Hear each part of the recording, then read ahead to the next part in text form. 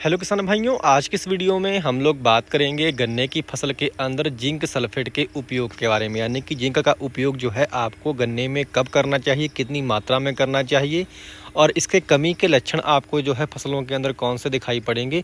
इन सभी विषयों पे जो है आज की इस वीडियो में हम लोग चर्चा करेंगे। इससे पहले यदि आप चैनल पर नए हैं तो कृपया हमारे चैनल को आप लोग सब्सक्राइब करना जो है मत भूलिएगा।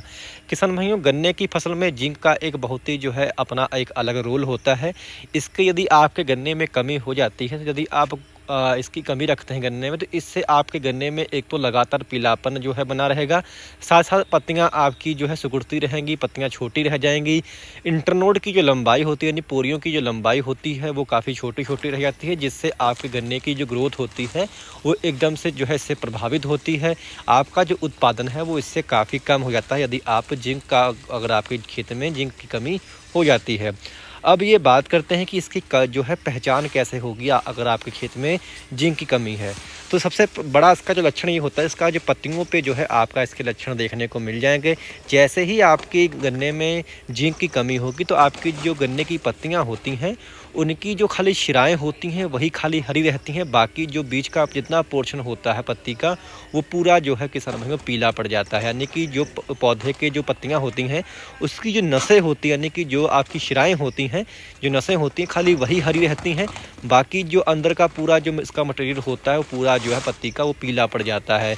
इससे होता क्या है, धीरे धीरे जो है आपकी जो पत्तियां जो पहले पीली पड़ेंगी उसके बारे में उस पर जंग नुमा जो है आपको देखने को मिलने लगेगा। एक ये जो लक्षण होता है ये आपका जिंक की कमी का जो है लक्षण होता है। इससे आपकी जितनी पत्तियां होंगी वो बीच बीच में छोड़ छोड़ के जो है आपकी पीली होंगी, यानी कि जो पत्तियों की जो नसें होती हैं यानी कि जो शिराएं होती हैं वही खाली जो है हरी रहती हैं, बाकी पूरा जो पत्ती होती है वो पूरी आपकी पीली हो जाती है। ये तो हुआ इसकी कमी का लक्षण। इसके बाद में यदि बात करें कि आपको जो है इसको किस समय डालना चाहिए, तो वैसे तो आप जिंक का उपयोग कभी भी कर सकते हैं। बाकी अगर आप जैसे ही अपने खेत में कमी अगर आपको इसकी दिखाई पड़ रही है तो आप जो है इसका उस समय खाली भी आप स्प्रे करें, क्योंकि स्प्रे में आपको इसका तुरंत रिजल्ट मिलेगा। परंतु यदि आप बेसल डोज में डालेंगे तो थोड़ा इसका रिजल्ट थोड़ा रुक के आता है।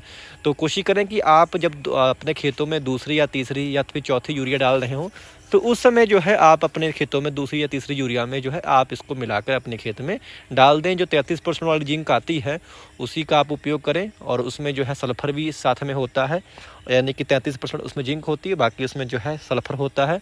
और इसको जो है तकरीबन आप जो है 6 से 7 किलो तक जो है आप इसको अपने खेतों के अंदर गन्ने में डाल सकते हैं। यानी कि जिंक सल्फेट जो है 33% डालिएगा, तकरीबन 6 से 7 किलो जिंक जो है 1 एकड़ में पर्याप्त रहती है। यदि आप इसका स्प्रे करने जा रहे हैं तो स्प्रे जो है आप इसका 500 ml प्रति एकड़ के हिसाब से कर सकते हैं। यानी कि 500 ml की स्प्रे जो है आपको एकड़ में लगानी है। इसकी 150 से लेकर के 200 लीटर पानी में मिलाकर जो है आप इसकी स्प्रे भी जो है पत्तियों पे कर सकते हैं, और इसके काफ़ी बेहतर जो है आपको रिजल्ट गन्ने की फसल में देखने को मिलेंगे। इसकी कमी से यदि आप खेत में कमी हो जाती है तो आपका जो उत्पादन है गन्ने का वो काफ़ी प्रभावित होता है।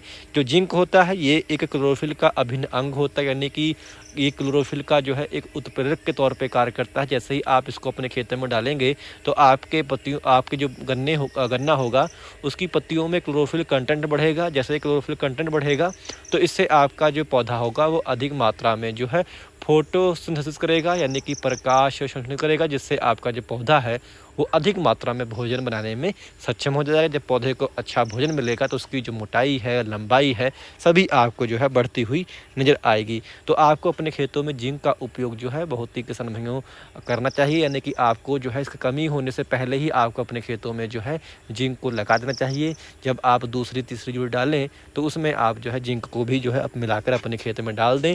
परंतु आपको ध्यान ये रखना कि आपको इसको NPK में मिलाकर या फिर आपको कैल्शियम में मिलाकर अपने खेत में नहीं डालनी है।